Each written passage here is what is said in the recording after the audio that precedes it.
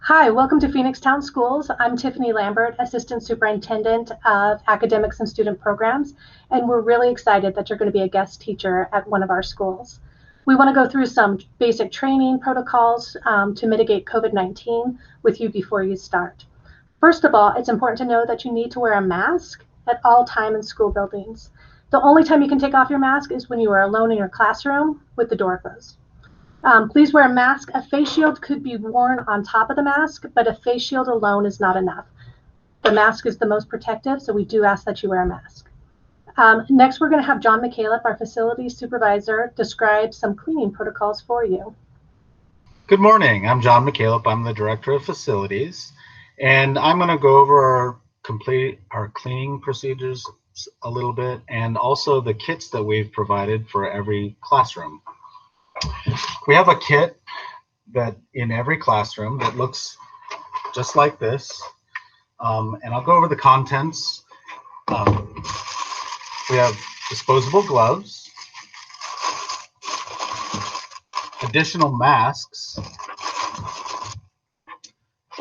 sanitizer spray, a cloth to clean with, face shields, and hand sanitizer. We regularly, in between the periods, the custodians sanitize with our electrostatic sprayers and wipe down all the high touch areas. And that we supplied these cloths and the sanitizer so that you could also, in between coming in and out of the classroom or whatever, clean high touch areas such as light switches, faucet handles, your desks. If you have a student come up to your desk, you could use any of that stuff. That is all I have. Thank you. Thanks, John. And next up, we have Carrie McDonald, our school nurse. Thank you, Tiffany and John, for that information. Hi, I'm Carrie McDonald. I'm the district nurse for Phoenix Talent School District, and I'm going to review with you a couple important protocols and procedures that we have implemented in order to open our schools safely. So first, I'm going to talk about the home screening checklist that all district staff and students are required to complete before leaving their house to go to school. It is basically a checklist, and you'll see it with your attachment in this video. If you're sick or you've been exposed to COVID, or if someone in your household has COVID, please do not come to work.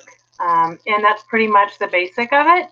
So please review that before going to work. And if you don't pass, stay home. The next form is once you get to school, there is a blue and red form for a visual screening checklist that staff is trained to complete with all students when they enter the building. Please be familiar with this form, as all buildings, all classrooms are doing it a little bit differently, but it's really important to know the system and know what this form looks like. It is really just covering, does a student look ill, or are they complaining of being ill?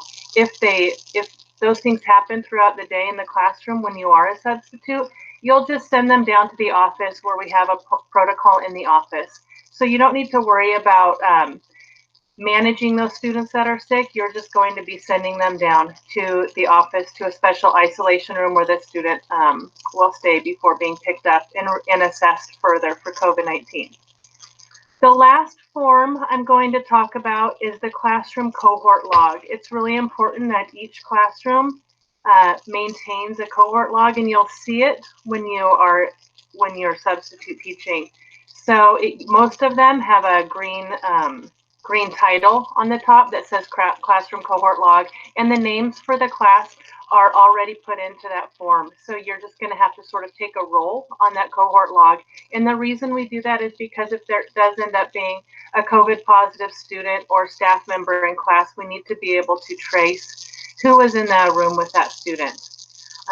Also, just to reiterate what Tiffany said, is please wear a mask with that's tight fitting on your nose and your chin, and not a face shield. So you can, like Tiffany said, you can add a face shield if you would like, but we need a tight fitting, proper fitting mask that covers your chin and nose. And please know that you have a lot of support in the building. You have the principals and all other staff that have been trained in this.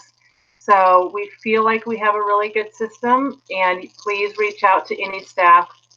If you have questions about the process, so far it's been going smooth. So we look forward to having you in the district, and thank you for being willing to come into the building in this exciting time.